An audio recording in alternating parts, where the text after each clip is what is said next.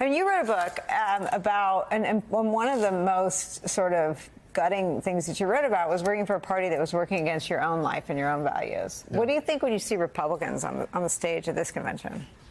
Boy, it's so refreshing to see Jeff Duncan. And I got to tell you, I was getting feels last night at the part. You didn't show the clip where his son says to him, like, it's never the wrong time to do the right thing. Oh, the wood. Yeah, I love it's that. like we had Gus Walls and Jeff Duncan's son. Because our kids are watching. Stealing the show. Yeah. And he's like, you got to do the right thing. He had MAGA protesters. He thought he had his people, his voters, people that voted for him, protesting outside his house.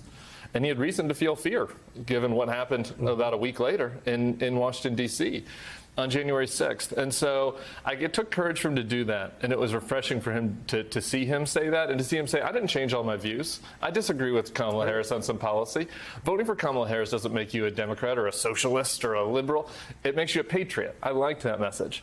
The only thing that has just left me feeling a little wanting at this convention is nothing that the Kamala Harris team has done.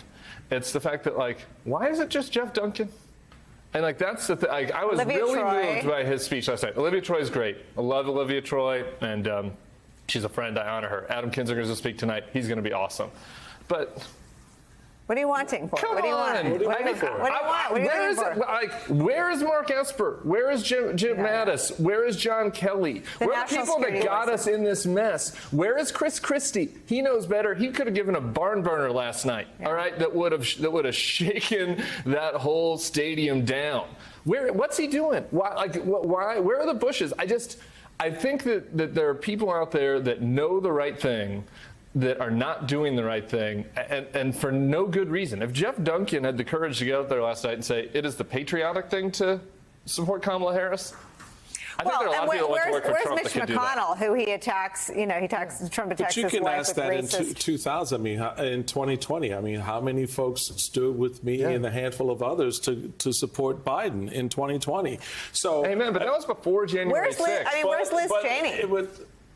Yeah, but that's what I'm saying. But my point is, which made it even harder before January 6th. Yeah, right. Okay. So it should be easier now. That's what I'm saying. Where are they? It should be easier now. I mean, to do it before January 20th, January 6th is one thing. But these folks are where they've always been.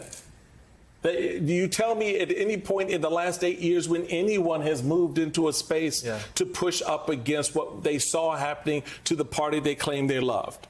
And so they look at the three of us. Those very same people call the three of us rhinos over the last 8 years. Well, then those people are going to, I mean, Jesse Waters trotted out birtherism. So the problem with the lies and the racism and the hate is that it's now tied to threats. Everyone you mentioned, I mean, Jeff Duncan isn't the only one who had armed people outside of his house. Yeah. Everyone in the arena that was a Republican faces threats of violence. They've been swatted. They've been doxxed. They've been attacked. And they were, and that is all because of Donald Trump. So the people that stay silent, they're not any more secure. They just decide it isn't worth the bother. I'm just saying, though, it's never too late to do the right thing. Oh, right? There's 75 days left. They could be in ads. They could be in Philly at a campaign rally.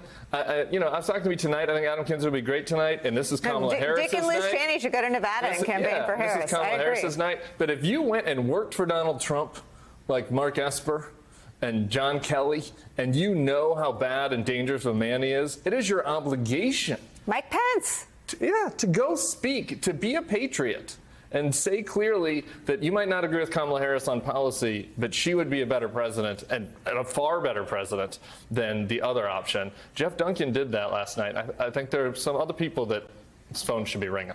There's 75 days, folks.